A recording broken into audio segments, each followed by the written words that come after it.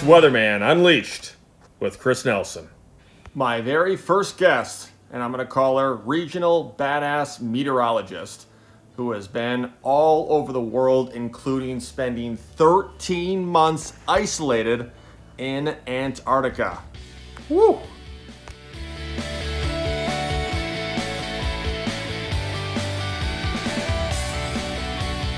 Start this whole thing. Thanks for being a guest. You're my first guest, by the way. Very first. Well, I feel really special. You should. There's a couple of reasons why I wanted you to be the very first guest. So initially we had the idea of starting up a podcast probably a couple of months ago. And do you listen to podcasts at all? Not a ton. Not a ton, okay. So I really feel, and I'm on this whole bandwagon of 2020 where I think digital is going to be a big game for us in the next 10 years. We're building onto that, and podcasts continue to grow, and it's a platform that's growing more than quote unquote those websites. They're building faster than blogs, and to be honest, there's some money in it. Hence, that's why I'm entering in something like this. But also, I think it's a fun way to be able to still do like these kind of interviews, but still be in a way interactive. And especially beyond just the audio stuff, I'll be posting this on Facebook too. But the big reason I invited you is I am fascinated by Antarctica. Fascinated. And maybe you can obviously, the interview is not about me, it's more about you. But give us a little bit of background before we get into the Antarctica. And I'll tell a little bit, before we get to that, a little bit about myself too. So the whole idea with this, I started a new company. It's called Nelson Media Company, and we're putting out this brand called Weatherman Unleashed. I left the TV business about 6 weeks ago to branch out into this. I'm starting a TV show, which I'm already doing, Weatherman Unleashed, town to town, just going on these adventures, storm chasing, but also I'm doing podcasting. And the fun thing about, I think, all of this is the fact that I get to do pretty much whatever I want. I can interview whoever I want. And that is why I chose you, Christine Schultz. Again, give us a little bit of your background and your long, I would say ASS, but your long, it's huge, your title. Your title is humongous. It's like, I was reading it, and I'll go back and I'll read this first. Christine Schultz is the Field Operations Manager for the Observatory Operations Group in the NOAA Earth System Research Laboratories Global Monitoring Division. So I did a Facebook Live to intro you a little bit, about 10 o'clock my time, and everyone's like, you'll never have a title like that. Hello.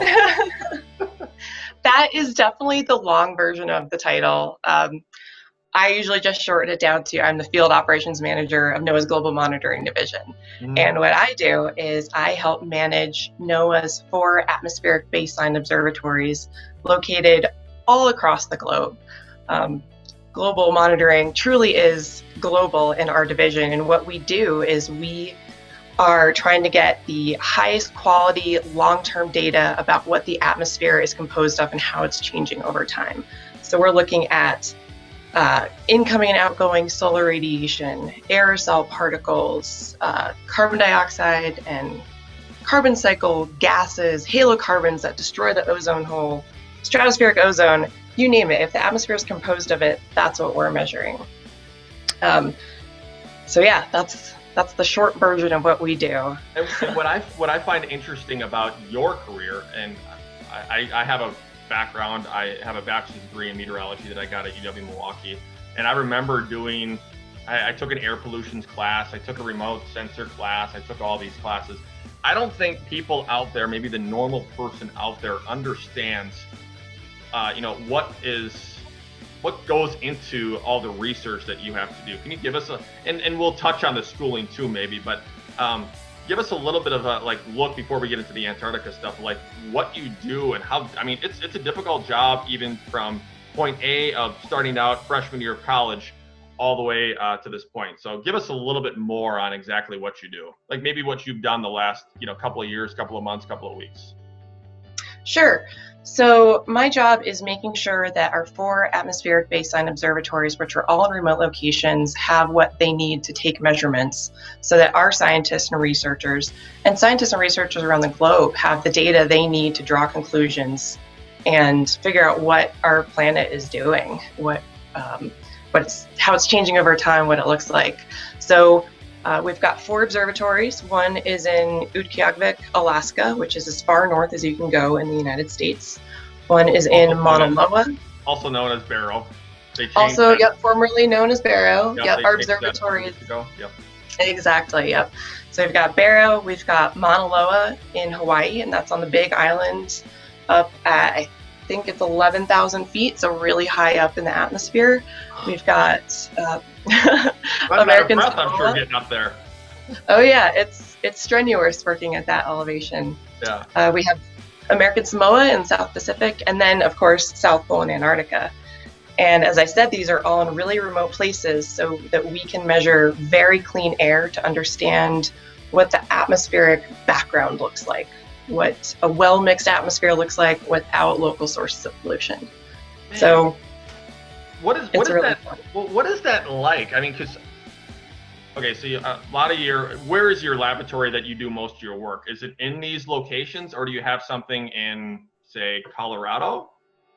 Yes, I am based in Boulder, Colorado, but our little group of observatory people, there's 20 of us and we're spread out through all these places. There's only 2 or 3 of us in Boulder helping to provide all the staffing and logistics for the observatories. So how many times do you get to go to all these fun, and I say fun places because I think they're absolutely fascinating and amazing, and other people would be like, I would never go there ever. How many times do you get to go? Like, for example, Barrow, how many times do you get to go to the South Pole? Is it once a year, twice a year? Never? It depends on the year. I've been to all the observatories. For a while I was going every year, installing some new meteorology instruments. But typically it's probably every other year I get to go to all our fun locations. And that's a big part of why I love this job. Is the traveling? Yeah, it's the traveling, and I really like living and working in harsh elements and doing things that most people would find just terrible. Yeah, because even since I left TV, I was considering, like, I wonder what it would take for me to be able to get a job in Antarctica. And even for the common person, I was doing some research. It's not as easy as you would think. There are a lot of people that are interested in wanting to do that, and you probably have to go, it sounds like you have to go through a very thorough process to even be allowed to do something like that. Absolutely. There's a very limited amount of people who travel to Antarctica every year to work. So the supply is larger than the demand, that's for sure. And then you have to pass a very strict physical, and there's a lot of very specific qualifications for all the different jobs, even so much as like heavy equipment operation. What do they do during that physical that it's so strenuous, or it's so thorough? What are they doing? Are they giving you shots? Are they checking every area of your body? Like, what's going on there? I'd say they're checking everything they possibly can. Really? I suppose. Last time. Go ahead. Oh, go ahead. I was going to say, when I wintered, if they make sure your wisdom teeth are not going to cause problems. And if they are, you take them out. You get an x-ray of your lungs. I had an ultrasound of my gallbladder. I mean, they're looking for all those critical points of failure, to put it in mechanical terms, because you're by yourself all winter. Yeah, that's true. And we'll talk, I'll dive into the Antarctica part. So what did you think? So, growing up, were you always a weather enthusiast? Was this always something that you wanted to do your whole life? Or is it just kind of, I feel like a lot of us meteorologists, us science nerds, it's that moment that changes us. I don't know if I can give you a million stories about myself of why I got into weather, but I'm always interested to hear, like, why you decided weather. I think I came up on it pretty honestly. My dad is a private pilot, so we were always looking at the radar when it was available and all of the observations and planning out where he was going to go. I learned how to read METAR code and PIREPs and everything that is pretty tedious at a pretty young age. So I was just always looking at the weather, and it just was a good fit when I went to college. Yeah. So, I mean, when you were in high school, you kind of knew that you were going to go in this direction? I did and I didn't. I knew I wanted to do something science related. When I was really young, I wanted to be an artist, and that just didn't seem very feasible. And then I really liked biology, and I think it was whichever class I was in, I loved. So, well, I'm going to say eventually meteorology, but behind you, I can see some art stuff. You want to point some of the? You got a bird behind you, you got a tree, and you got a plant. You're really keeping up in your art, aren't you?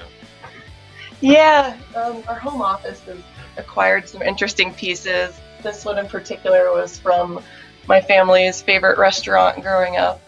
When the picture was taken down after, man, I've probably seen it for 30 years since I can remember. We were able to acquire it from the owners. Yeah. But yeah, it's fun.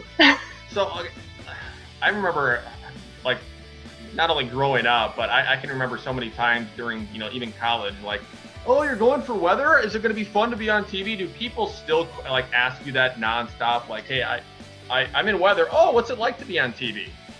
It doesn't go away. Nope. I don't know why that stigma is there, but it never leaves. And I mean, for me, I went into the TV direction, but I know a lot of meteorologists like yourself that are either doing private sector stuff or they're working for the government. They're doing way more important things and are way smarter than I'll ever be. And still that stigma is there. Beyond that too, I think the female part. Do you think we're getting better with adding more and more females into this field? I think it's absolutely pivotal. And I've always said this, and I'll say it till the day I die. I don't care what race, I don't care what gender. You hire the best person for the job and you pay them. It doesn't matter if they're female, male, black, red, white. It does not matter. You pay them all equally. Do you think we're getting better? I feel like we are, and I feel like there's more of an emphasis on getting diversity into the workplace. I know just with NOAA, it's a big initiative, and it's really nice to see. Yeah, I love that personally, but I mean, even I look back 10 years ago, and you didn't hear of, and I'll use the TV stuff because I don't know a whole lot when it comes to the government standpoint of how many women are there and how many men are there. But if you look at the last 10 years, we've grown so much in the TV industry for adding not only female meteorologists, but actual chiefs. I mean, 10 years ago, there was probably on one hand, you could count across the country of women that were in chief meteorologist positions. And now I can pretty much I can't name them all, but I know we have one in Nashville. We have one in Birmingham. We have one in New York. We have one at ABC News, Ginger Z. I mean, we have like prominent roles that women are seeking. So obviously you're probably pretty happy to see that. Yeah, I think it's fantastic. And I think we're going to see more of that in the next 5 to 10 years as well. Good. All right. Now I got to get to the nitty gritty stuff. I want to hear about this. So you were in Antarctica for 13 months. Yes. Yep. An entire year. One sunrise, one sunset. That is, we all, like someone like me or anyone that's going to be watching this, we're going to be thinking like, oh, I could do a year. But you think about 1 year, that's 365.24 days, whatever it is. That is a long time to be, and you were isolated. You were alone. Did you have any, well, not alone, but I mean, you had a couple of people around you at times, but I mean, what was that like? Take us through that. Take us through the whole experience. Maybe start out with why you decided that you wanted to do that for 13 months. Well, when I was an intern in college, I worked at Mount Washington Observatory in New Hampshire. And that was the first time I'd ever heard of anyone living or working in Antarctica. Just one of the observers I worked with went down there for a year, and I thought he was insane. It's like, why would you ever want to do that? First of all, you can, and then why?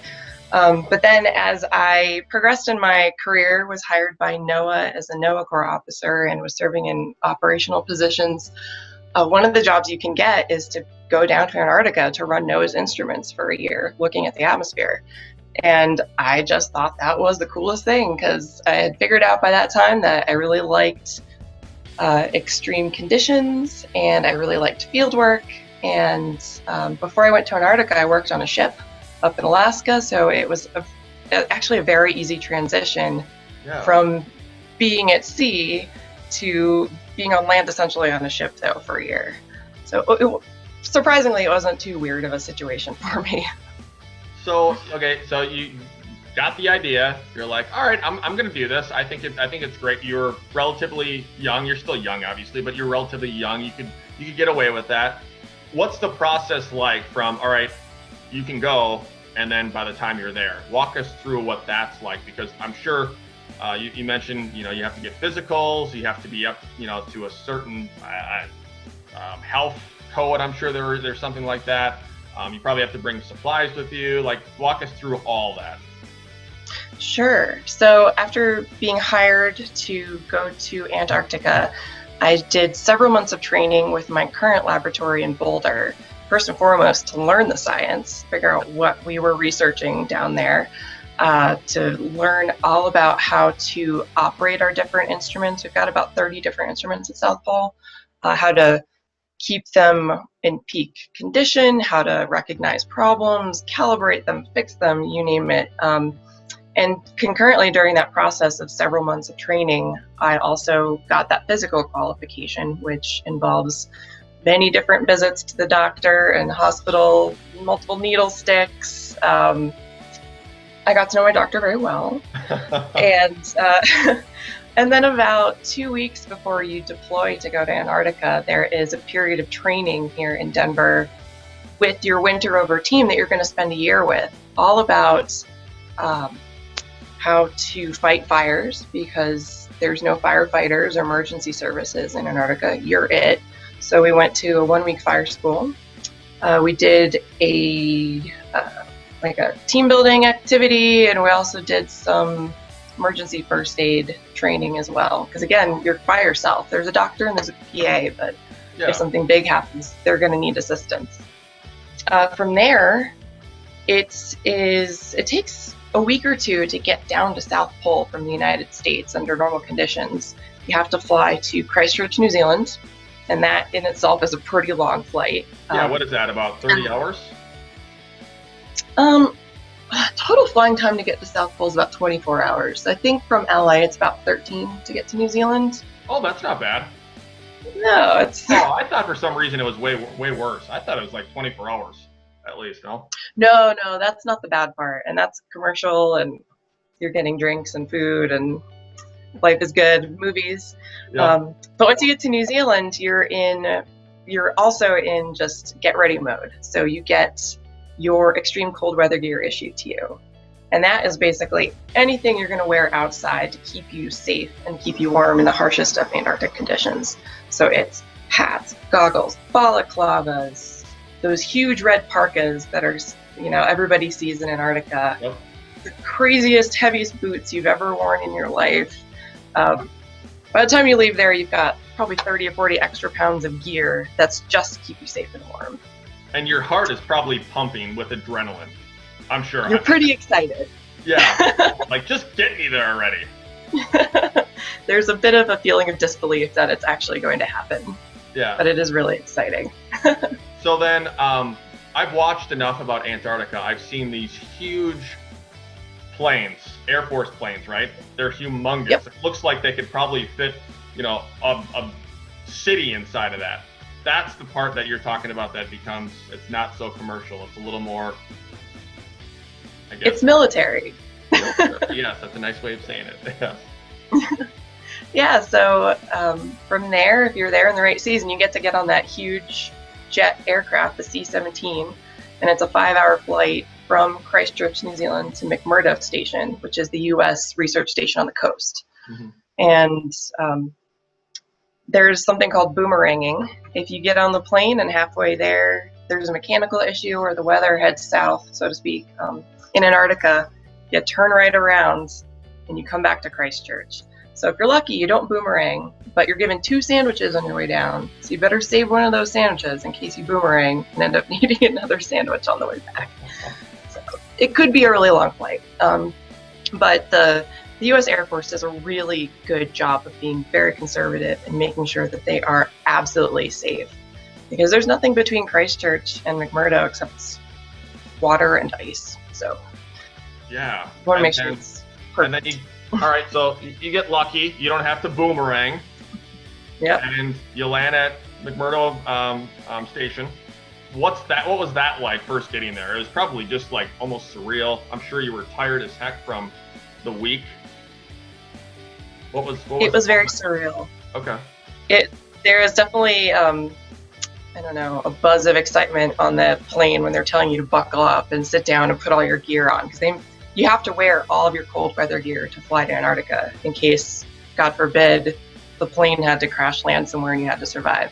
So you put on all your gear, and then you taxi to a stop on the ice runway, and the little door pops open, and you're just like, oh my goodness, there it is, and walk out, and you can see Mount Erebus, which is the huge volcano near the station, and flat white mountains. Oh, that's just so exciting. And did you actually work at McMurdo, or did you work somewhere else? You worked somewhere I've else. only worked You had to be taxied somewhere else. Well, I had to fly somewhere else. So McMurdo is mostly, it's half staging area and logistics and half research. Okay. So from there, when the weather clears and you're available, you fly to South Pole on either a C-130, which is run by the New York Air National Guard, or depending on what the mission is, you could get on a very small DC-3 Basler and fly to South Pole. Which one did you get? The smaller one or the bigger one? I've done both. My first time was on the Basler, and I have to say that was really cool. What's that? It's not a pressurized plane, so you have to fly very high to get over the Transantarctic Mountains to get to South Pole, so they actually put all the passengers on oxygen, which was a completely new experience for me and really fun. Did that freak you out at all? No? No, not really. And it was cool, and the views are beautiful flying over the mountains, so it was just a really good experience. Are you allowed to take pictures or anything like that? You can. It's easier on a C-130 because the windows don't freeze over.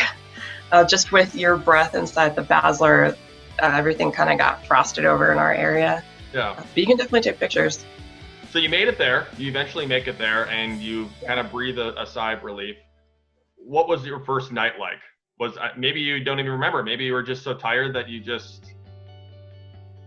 I always feel like whenever I travel, I can remember so many, and I've never obviously been to Antarctica, but I can always remember, a night or a couple of, a specific night. And usually it's the first night of, oh man, I slept so well, or oh, that was awful. Like what? Again, tell me what your first night was. Well, typically when you get to Antarctica or get to South Pole, it is an extremely dry environment, and it's also really high. It's at about 92 or 9,300 feet, so nobody sleeps well. You're usually still getting adjusted to the altitude, the sun's up 24/7, and the shades on your windows kind of block out the light, but not 100%. So most people don't sleep well for a week when they get there. So I'm assuming that was my experience as well. It was a haze. So the place you're at, you didn't sleep well. Talk about what your place was like. Your quote unquote dorm where you slept, or your room, and then you had probably a facility where you spent time. Was there a lunch area or a restaurant, or did people bring stuff to your room? What was that like? Just tell us like your day-to-day stuff. So I lived in the brand new at the time Amundsen Scott South Pole Station, which was I think completed in 2008. I got there in 2010, so it was very shiny, new, and just a wonderful station to work on. Big? Really designed well. It's big, yeah. It can hold 150 people in the main station. Everyone gets their own room, which is a wonderful design feature. The building itself has a large galley. It's got recreational facilities. It's got research labs, reading rooms, music rooms. It's really set up to give people who are living there a wonderful space, both, to work in, but also to be a person in and live in. So the U.S. Continue. I was going to say I'm really good at interrupting. Oh, yeah. The U.S. Antarctic Program does a great job of considering morale into their station operations, which is just fantastic. So when you get to your room, it's a single room. You have a twin-size bed with all of your linens ready to be put on it. and a small desk and a chair, an armoire, and some drawers. And it sounds large, but it's really not. You can pull the desk chair out and then you can't get across the room. So it's really small and tight, but you're really not spending that much time in your room. You're there to work, you're there to be with other people, but it is a really nice private space to sleep in. And that's my next question too, is the work part. How much, when you're there, how much are you actually working? What's a shift like?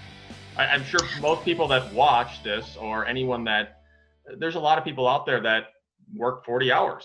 There's a lot of people out there like myself and you that probably work 60 to 80. How many hours are you working there per day? Or do you have shifts where you actually have a day off? How does that work? So for NOAA and for the rest of the station, it's a 6-day work week. Sunday's the day off, Sunday's the day of rest.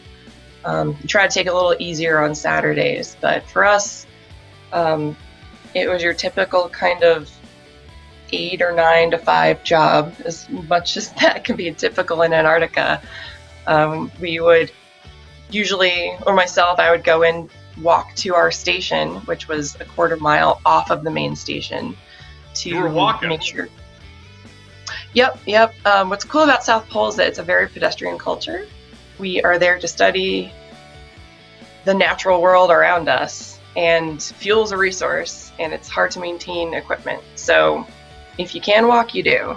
Yeah. And for the NOAA folks, it's about a 10-minute walk to get from the main station upwind to our clean air facility, our atmospheric research observatory.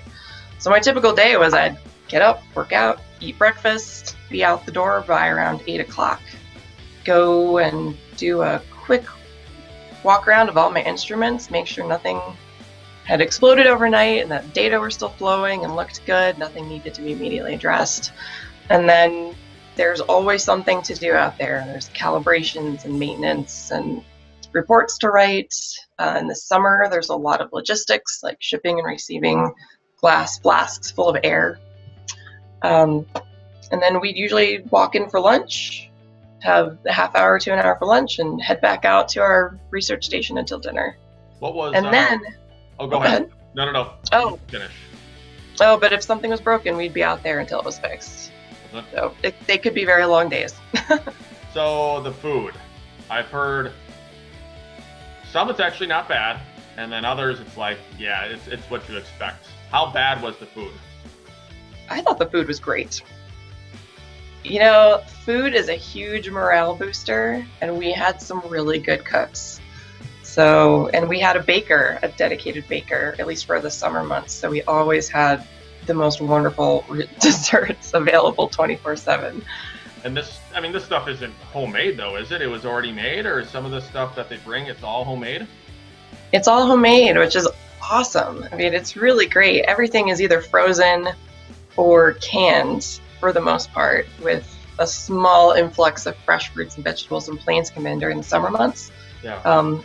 But those cooks were like wizards with canned and frozen food. And okay, so for the food, if I get hungry and I have weird hours, I'll be up at 1 o'clock and I'll run to a Quick Trip or a gas station. Can you get food anytime you want? Generally, if it's not mealtime, there's a leftover fridge. So you can just go in and grab whatever's been served the past couple days. There's also a bunch of snacks lying around too. So you can eat as many Oreos as your heart desires. I found that the big red parkas fit an Oreo box perfectly in each pocket. So it's really easy to take your Oreos with you.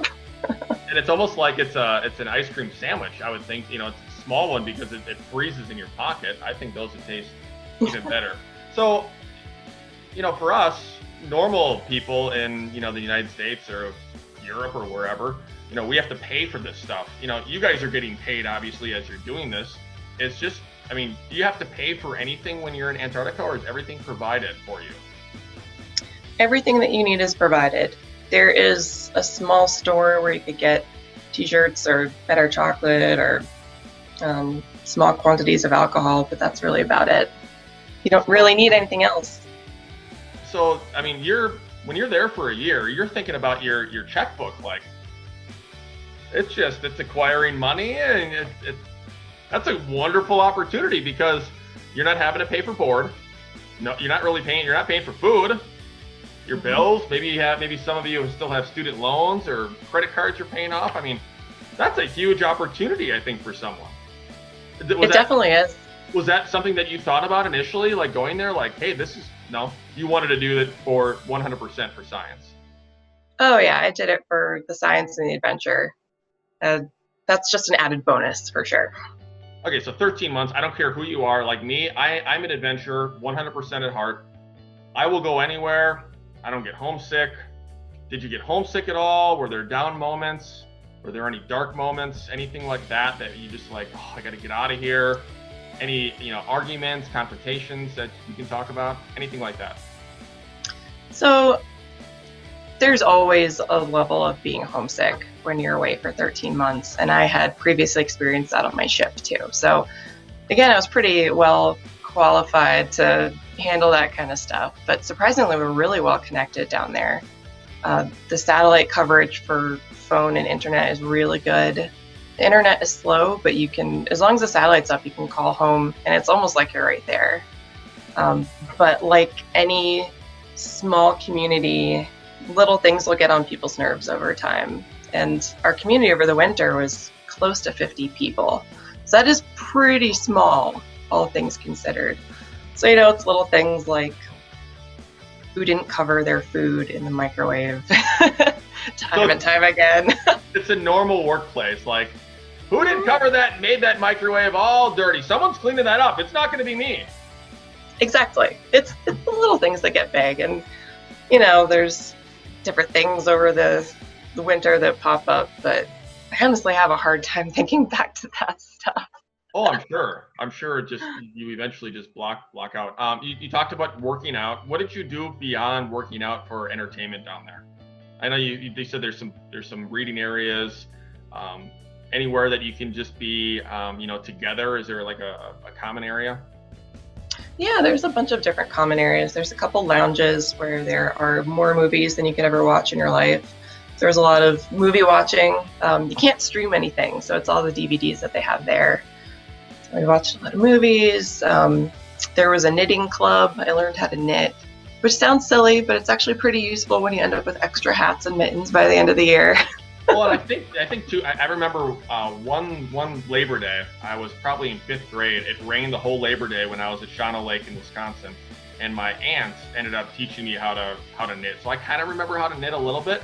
But like, if you're like me and you want to gab, it's a great gabber. Like, you can just sit there and just talk, and you can just do whatever. You can do basically 2 things at once, and not a lot of people. I know this for a fact. Not a lot of guys can do 2 things at once, but I think that's at least. I can understand where you're coming from, having a knitting club. Even if I was in Antarctica, I think I'd give it a try. Why not? I mean, what else are you gonna do? Yeah, especially on a Sunday. That's pretty fun.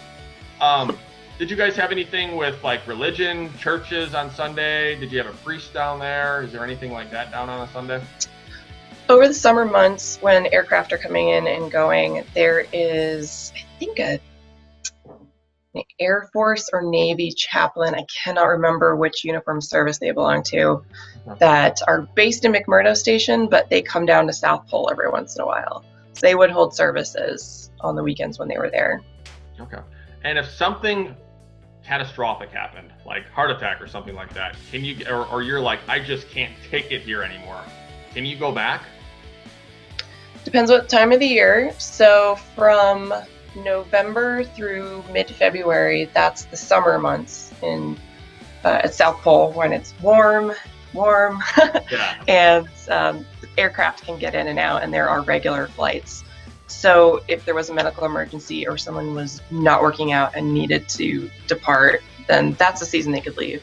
Once the planes leave in mid-February and it's winter, there's nothing scheduled until November again. So you are on your own. Now, if there was February to November, you are on your own. So you better be sure then. Yeah, hopefully you've spent the summer there and you know what you're in for. And most people are there because they want to winter and they want to experience the 24/7 darkness and the auroras. But if there was a huge medical emergency where there were lives at stake, there have been one or two occasions. There's one occasion over the last 10 years where someone was evacuated midwinter, and that was a huge undertaking. But it was doable. The weather and logistics lined up perfectly, and they were able to get the person evacuated safely. But that is not typical by any means. My winter, we ran out of some critical medical supplies, and we had them airdropped in, which was pretty fun from a logistics side of things. But that's usually what you're dealing with as far as emergency support. Wow. What was the craziest storm that you guys encountered during that 13 months or any time you've been down there? I remember it being very early on when I got to South Pole. We actually gave it a name because if you looked on the printed out weather models, it looked like this claw. So we called it Death Claw 2010. And it was, I think we hit 50-ish mile an hour winds, which, you know, if you look at the hurricane and the tropical storms that we're getting right now, that's nothing. Yeah. But for South Pole, it's actually really high. And during that, there's obviously no flight operations. The snow is really kicked up, so there's whiteout conditions. So travel is a little bit limited. We're still able to get out to our observatory because we have a line of flags going between the main station and our lab. So you just follow that line of very closely spaced flags. But it wasn't too crazy because you're mostly working inside. So as long as you can get to your location, work just keeps going on. Did you guys have any like big parties, anything like that you can remember? Parties, Yeah. anything like drinking, all that, like some of that stuff. So there are some occasions that are definitely celebrated at South Pole. One huge one is station closing, or not station closing, but sunset. So during sunset, everyone gets dressed up and you have a formal dinner. It's usually a 3-course meal. It's all out as far as hors d'oeuvres and, you know, steak that has been frozen for who knows how long.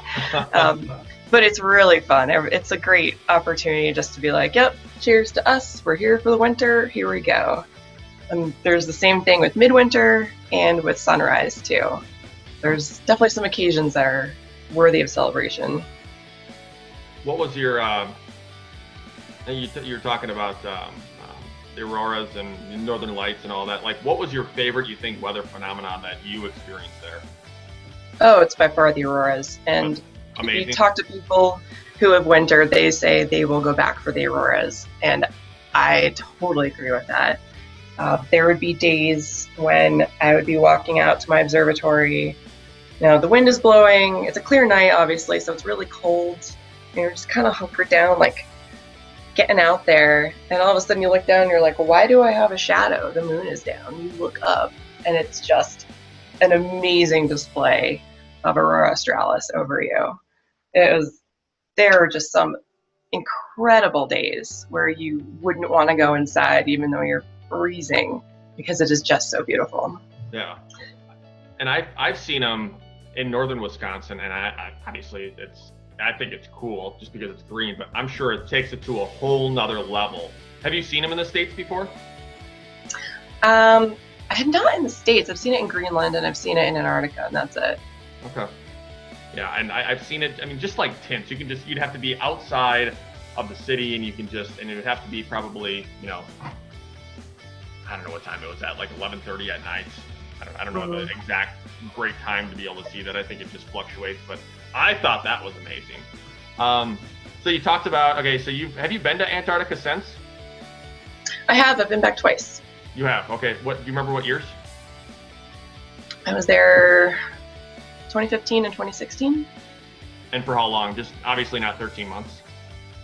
No, I was there maybe 2 or 3 months in 2015 and a couple weeks in 2016.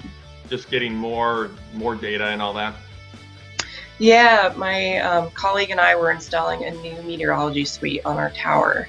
So we had completely revamped the way we were doing data acquisition. So we were putting up some new instruments and just refreshing our instrumentation. Okay. You mentioned Greenland, and I know I looked in your bio. I gotta go back and see this, but You were in Greenland, and where other really neat? I mean, you've been everywhere, but Greenland, I think, is pretty neat. You were at the community in Greenland? I think there's only like one city in Greenland, right? There's a couple. Well, there's a lot of cities along the coast, but for research at Summit Station, which is on the Greenland ice sheet, you stage in Kangerlussuaq. I'm not exactly sure I'm saying that right. I think that is that the one that's like maybe 1,000? Is it like 1,000 people? Maybe it's even less than that. I think I saw that on one of the channels that I watch. It's Travel Channel or Weather Channel or whatever. Is it a lot like Antarctica for the people that are there, or is there's more resources, I'm assuming, in Greenland? The town or the research station, because they're very separate. Yeah, where your experience overall. Sure. So Kangerlussuaq, I guess it felt like McMurdo a little bit, just from a research perspective, because it's somewhere to stage. It's where you get all your gear and then you take off from.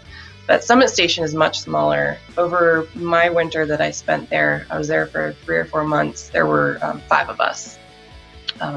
So it was significantly smaller. There were really a lot of opportunities to take on other duties and learn new things that you wouldn't have gotten to in Antarctica. Like, for example, I learned how to run a bulldozer and pick up snow to put it in our snow melter to get water for the station. And I got to drive this huge tractor towing a big skid to help groom the skiway for when the C-130s came in after the end of winter. So it was cool because, you just got to do a lot more. I just feel like, just from your experiences and everything you're telling me, you could probably go outside and fix anything. You could probably go change my oil, for crying out loud. I'm sure I could figure it out. Yeah, I mean, you have to be in that mindset, I think, if you're going to these places and there's only a couple of people around, you almost have to, you can't be an expert, but you have to know what you're doing a little bit with everything that you're using. I mean, is that something that you look at, I think, prior to going to some of these places? Yeah, we train our people with some very basic and specific technician skills. So if we can train you how to solder a cable and make a connector and do some basic plumbing, then with all the communication back and forth with our scientists that are running these projects, we can talk our technicians through anything.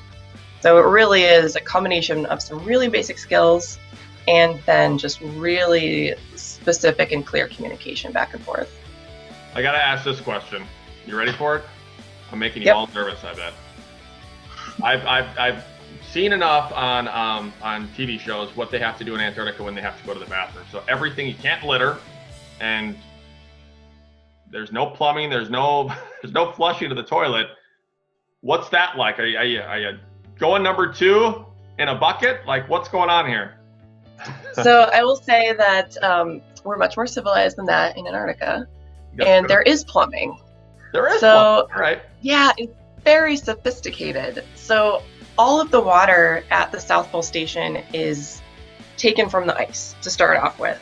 Our excess heat from the generators that are providing electricity for the entire station is reused in order to heat the station and also to melt the water that we use. Wow. And eventually, you get a big melted area of snow and it creates a cavity, and we're able to use that cavity later to fill up with our wastewater, so it freezes. So all the water runs through the station, all of our station plumbing, and then it is frozen into what's called the outfall eventually, which is your black water and your gray water. Yeah. Interesting. And is that's got to be relatively new then, or has that been going on for a while? I think it's been going on for a while. I think it was that way in the Dome too, which was the previous station from the 1970s through the later 2000s. I need to pay attention better. I wonder where the heck I saw that. Maybe I was watching too much Survivor Man. I don't know what. Well, in field camps, that's what they have to do. We're pretty lucky that we have a very sophisticated situation, and in Greenland too, it's the exact same thing. But I did live in a tent in Greenland for a summer, and there was an outhouse, so that's kind of, it worked that way. Yeah, at least you're not having to go out and, we know how that all works. Yeah, that's good. what are you guys working on now? Like for 2020, have you guys seen, number one, what are you guys working on? And secondly, have you guys seen an influx of people wanting to go down to Antarctica because of COVID? I mean, just to get tested and get out of town for a year? So the beauty of our job is that it is long-term and ongoing. So we are continuing our same measurements that we've done for the past 45 plus years at all of our research sites. We do, and I'm not part of this group, but we have some campaign science going on to quantify what happened to the atmosphere when everyone stopped driving cars and flying airplanes for a couple months. And I don't have the results of that, but that I think is something that's going to come out from our laboratory. But we haven't seen an influx of people interested in Antarctica. The challenge with us and with that, I guess, is that we start the hiring process for our people pretty early. Mm-hmm. So we were already in the process of getting our people lined up to go to Antarctica when COVID was happening. So maybe next year we'll see that, but not sure. Yeah, interesting. Yeah, I think anything else you want to add here? I really wanted to focus on, and I love the whole aspects behind the Antarctica stuff. But are you going to Antarctica anytime soon? I hope so. I was supposed to go this year, but since the U.S. Antarctic program is staying as safe as possible with people coming onto the continent, that is not going to happen. They've really reduced the amount of people coming in, which I think is great. So hopefully next year or the year after, I'll be able to get back to South Pole. And I'm looking forward to it. Yeah, and I just feel like someone like you that's been everywhere, where do you actually like want a vacation? You're like, I've been there already, Tom. Hey, Todd, I've been there already. Where do you vacation? I really like exploring the United States. I'm originally an East Coaster, and now that I live in Colorado, there are just so many places I've never been. So I want to go west and north and see what we can see in Wyoming and Idaho and all over. One spot that I was considering going to, and then all this stuff happened, was I was considering Tombstone, Arizona. Have you been? I have not. I love history. I love the Wild Wild West, but Tombstone I think would be, and I'd love to go during summer when you have like the monsoons and the monsoon flow switches and all that. And I worked and lived in Las Vegas for a couple of years too, so I got to see some of those monsoon storms, and those thunderstorms are just, I feel like, and I'm a Midwestern and I've lived and worked most of my life in the Midwest, so I'm always careful about this, but some of those monsoon desert storms beat out. I mean, are just fascinating, and I think they beat out some of those Midwestern storms. Have you experienced any of those? I've been pretty lucky. My house is close to the mountains, so everything develops over my house and then gets severe as it goes by. So I have seen some incredible lightning shows from my deck, but I've, knock on wood, been lucky that haven't been personally impacted. But that's what I love about living out here, is that the sky is huge and you can see everything for miles and miles. It's really neat. Anything else you want to add? Otherwise, I'll ditch you on going to your rest of your life, and this is fun. Yeah. Thank you so much, Chris. I really had a great time talking to you. Yeah, same here. And I'll send you the information that I'll have too with this whole interview. And it's pushing. See how long we went. 50. This is 50 minutes, so we did pretty decent. Nice. It didn't feel like 50 minutes, but anyways, thank you. Take care. God bless. And we'll maybe see you soon. Yeah, sounds good. Thank you so much. See ya. Bye.